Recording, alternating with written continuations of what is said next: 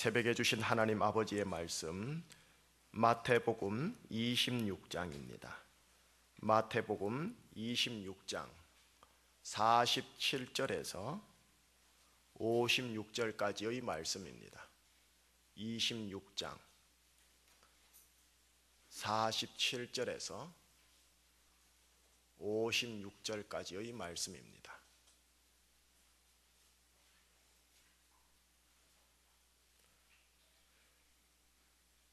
말씀하실 때에 12 중에 하나인 유다가 왔는데 대제사장들과 백성의 장로들에게서 파송된 큰 무리가 칼과 몽치를 가지고 그와 함께 하였더라.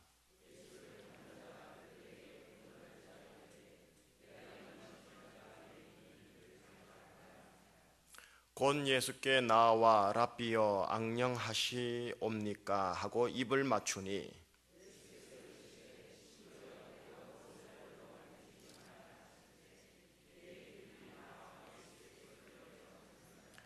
예수와 함께 있던 자 중의 하나가 손을 펴 칼을 빼어 대제사장의 종을 쳐 그 귀를 떨어뜨리니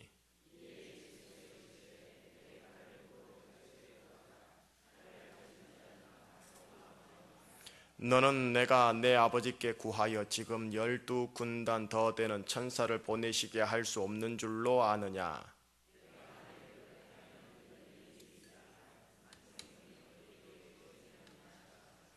그때에 예수께서 무리에게 말씀하시되 너희가 강도를 잡는 것 같이 칼과 몽치를 가지고 나를 잡으러 나왔느냐? 내가 날마다 성전에 앉아 가르쳤으되 너희가 나를 잡지 아니하였도다. 그러나 이렇게 된 것은 다 선지자들의 글을 이루려 함이니라 하시더라. 이에 아멘.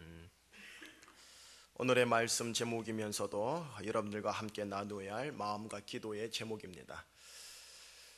한번 따라해 볼까요? 성경 말씀을 이룰 수 있는 힘을 주소서. 하나님 아버지 성경의 말씀을 이룰 수 있는 힘을 주소서라는 제목으로 오늘 고난주간 6일차 마지막 금요일 함께 나누겠습니다. 육신의 피곤을 이기시고 이 자리 예수 그리스도께서 십자가에 달리기 직전까지 함께 해주신 여러분들을 주 예수 그리스도 이름으로 축원합니다. 여러분들의 삶 가운데 예수님께서 담당하실 수밖에 없었던 십자가의 은혜가 무가치하게 흘러가지 않고 여러분들에게 들어가서 은혜와 능력으로 나타나기를 축원합니다. 오늘 금요일입니다. 밤이 맞도록 겟세마네 동산에서 예수님께서 땀을 흘리며 또 하나님께 중보 기도를 올려드립니다. 그것이 대제사장 기도라 하여 요한복음 17장에 따로 나옵니다. 그런 다음 겟세마네 동산에서 당신께서 하셔야 할 기도의 제목을 다 끝내시고 나서 바로 이 가룟 유다가 오늘 말씀에 따라 앞으로 나와 예수 그리스도와 입을 맞춤으로써 예수님을 사람들에게 넘깁니다. 예수님은 잡히십니다. 제자들은 도망합니다. 또한 베드로는 그 자리에서 3번 부인합니다. 동시에 예수님은 공회 앞과 빌라도 법정에서 신문을 받으십니다. 그리고 오늘 오전 9시 예수님은 골고다 언덕, 해골 언덕에서 십자가에 못 박히심으로써 당신께서 이 땅에 오신 최고의 사역을 감당하시는 날이 되었습니다. 자, 이것이 오늘 금요일 날 있는 하나님 예수 그리스도의 사역 일정입니다. 그 가운데 오늘 여러분들은 유다가 입맞춤을 하는 대목을 지금 함께 보고 있습니다. 49절 말씀 한번 볼까요? 유다가 예수님께 어떻게 입맞춤을 하는지 49절입니다. 시작.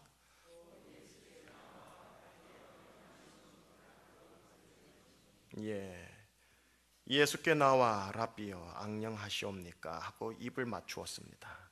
유다는 이미 대제사장들과 백성의 장로들과 파송된 큰 무리들과 함께요, 칼과 몽치를 가지고 있는 그와 함께 군호를 짜서 입을 맞추는 그가 그인이라 하면서 이미 계략을 짜고 온 상황이지요.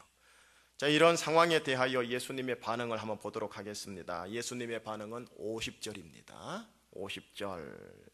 예수께서 이르시되 친구여 네가 무엇을 하려고 왔는지 행하라. 이에 그들이 나와 예수께 손을 대어 잡는지라. 유다의 입맞춤 앞에서 예수님께서 하신 말씀, 친구여, 네가 무엇을 하려고 왔는지 행하라. 또한 마태복음을 뛰어넘는 누가복음에는 이 동일한 사건을 향하여 유다야, 네가 입맞춤으로 인자를 파느냐라는 대목으로 말씀을 하십니다. 여러분, 유다의 키스라는 문학적 소재가 있습니다. 혹은 우리나라 말로 말하면 유다의 입맞춤이라고 하는 거죠. 왜 이것이 20세기 동안 문학의 아주 주요한 소재가 되었느냐 하면 이런 겁니다. 입맞춤은 원래 어떤 뜻이냐 하면 친절, 호의, 배려, 존중, 이것의 상징적 행위가 입맞춤이라고 그럽니다. 그래서 서신서를 보면 성령님께서 우리 그리스도인들과 교회를 향하여 이런 말씀을 많이 하십니다.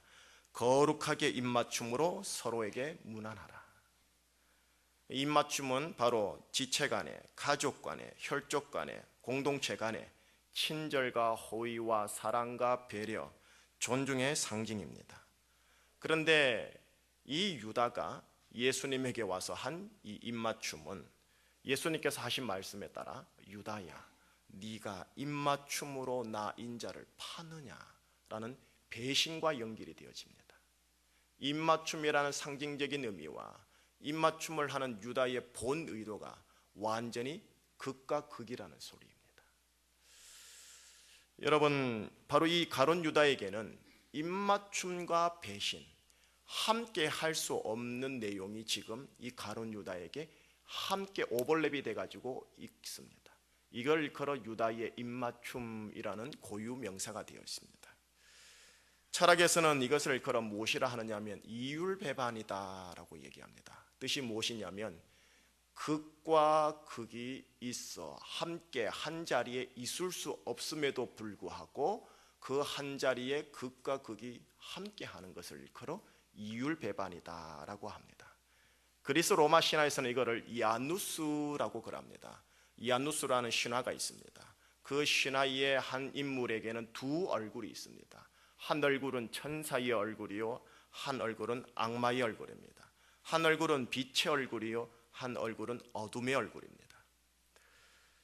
이것이 유다의 입맞춤입니다.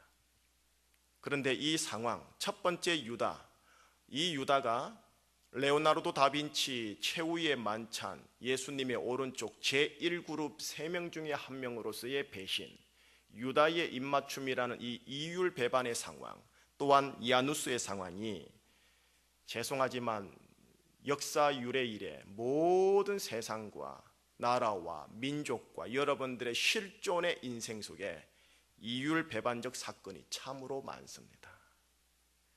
하나님의 임재가 있다고 생각했는데 하나님의 부재적 상황이 있고, 하나님의 돌보심의 축복이 있다고 했는데 하나님께서 어디 계셨는지 모를 정도로 나의 하나님 어찌하여 나를 버리셨나이까 라는 상황을 일컬어 이율배반적 상황이라고 합니다. 유다의 입맞춤적 상황이라고 그럽니다. 정말로 예화를 들 수 없는 예화지만 아주 조심스럽게 아주 살짝 하고 넘어가겠습니다. 이번 세월호에도 10명 중에 한 분이 예수 믿는 분이십니다. 제가 아는 분 건너서 하시는 분이 목사님이신데, 안산에 있는 모 교회에 다니시는 목사님이신데 그 교회의 중고등부 아이가 그 속에 있어 실종되어 있다고 합니다. 이 상황을 어떻게 제가 말을 해야 합니까? 여러분들에겐 은혜가 보장되어 있고 의의 사람으로 의의 열매가 있다고 제가 감히 말씀에 근거하여 확실하게 선포를 하건만, 여러분들의 삶의 정황에는 여전히 은혜와 의와는 상관없는 반대 급부적 현상이 있을 때 참으로 곤혹스럽습니다. 이것이 유다의 키스예요. 이걸 이율배반이라고 이아누스라고 그러는 거예요. 예수님도 인정하신 거예요. 유다야, 네가 입맞춤으로 나를 파느냐. 자, 이런 유다의 키스와 이율배반과 이아누스의 상황과 사람과 관계에 부딪히면 예수 믿는 자나 믿지 아니하는 자들의 나타나는 자연적 반응이 무엇입니까? 바로 혼란과 혼동입니다. 그리고 분노와 파괴적인 행동입니다. 이 혼란과 혼동, 분노와 파괴적 행동이 유다의 입맞춤 후에 나타나는 자연스러운 반응인데, 이것이 어디에 나타나느냐? 바로 베드로에게 지금 나타납니다. 51절 말씀 연이어 읽어보겠습니다. 51절 시작. 예수와 함께 있던 자 중에 하나가,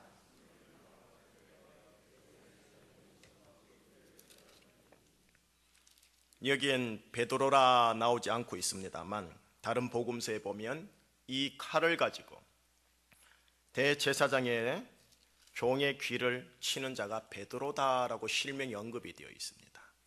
베드로, 레오나르도 다빈치, 예수님의 제오른쪽 1그룹의 두 번째 사람입니다. 그 사람이 그림을 보시면은 베드로가 오른쪽에 칼을 잡고 있는 것이 그려져 있습니다.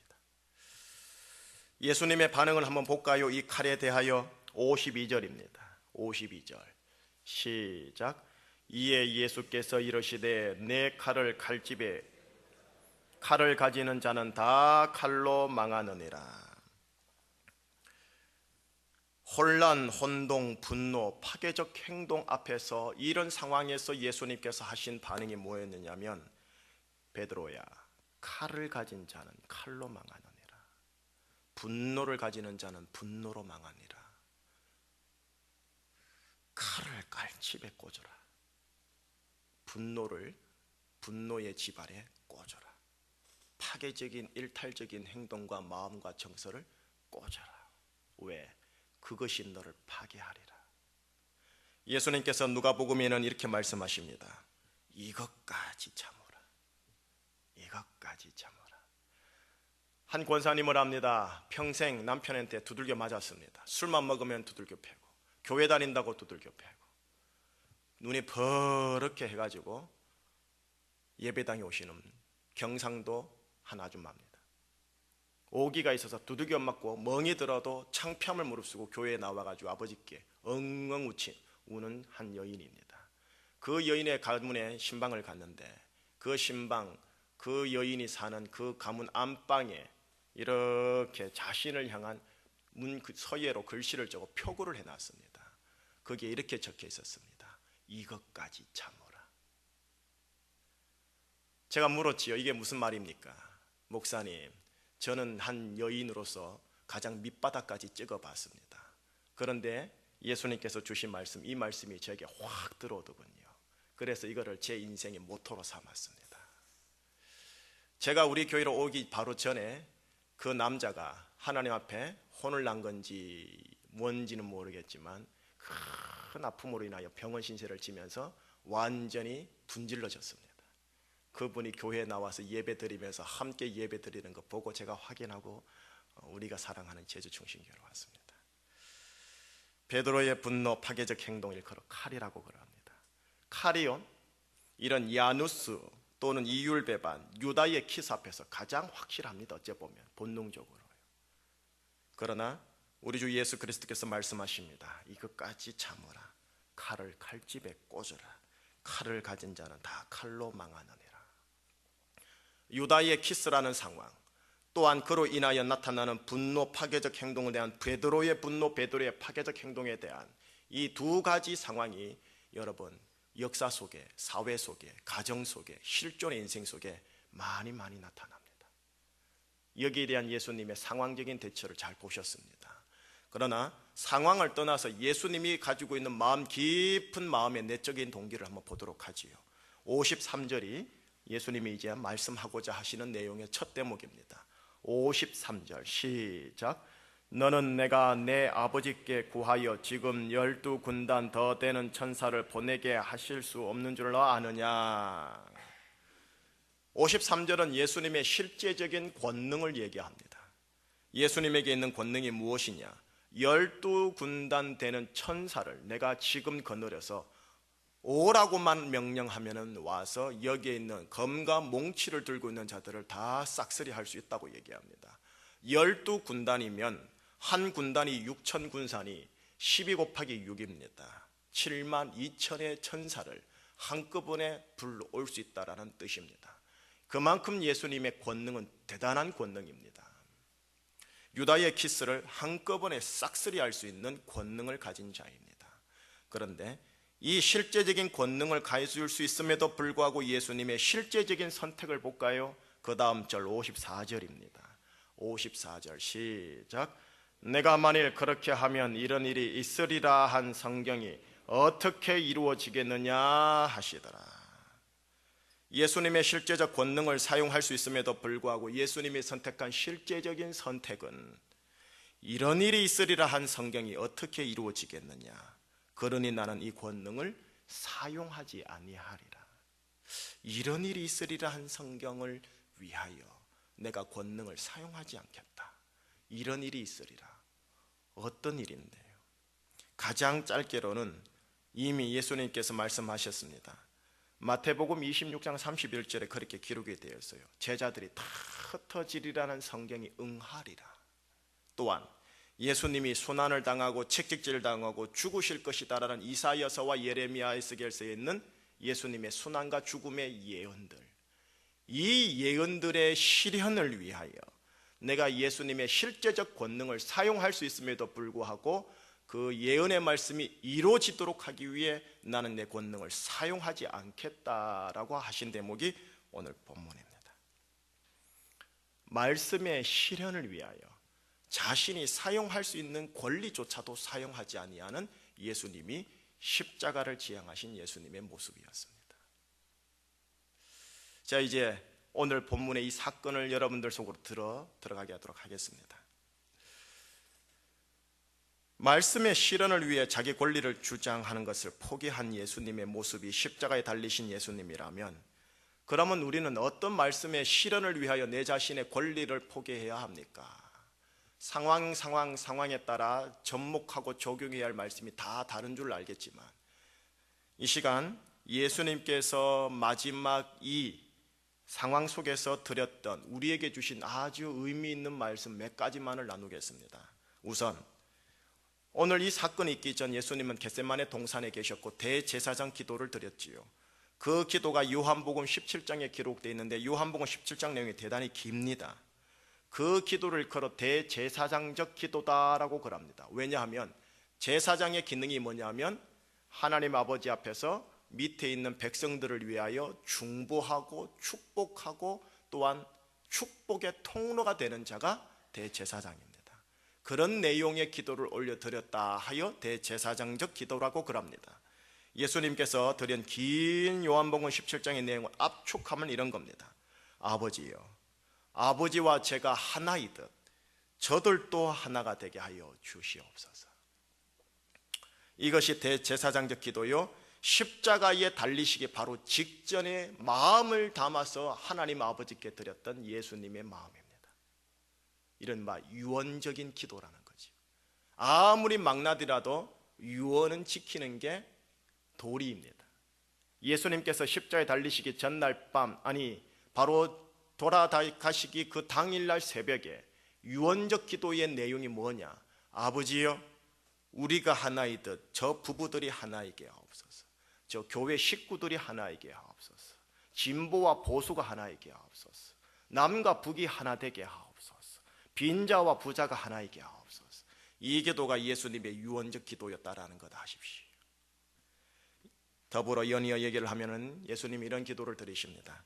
아버지여, 아버지께서 내 안에 내가 아버지 안에 있는 것 같이 그들도 다 하나가 되어 우리 안에 있게 하사 세상으로 아버지께서 나를 보내신 것을 믿게 하옵소서. 내게 주신 영광을 내가 그들에게 주었사오니 이는 우리가 하나가 된 것 같이 그들도 하나가 되게 하려 하심입니다. 우리가 하나 되는 걸 보고 이방인 예수 안 믿는 자들이 저들이 정녕 예수를 믿는 그리스도인이요 라고 한다고 합니다. 하나 되지 아니함, 이것은 마귀의 전략입니다.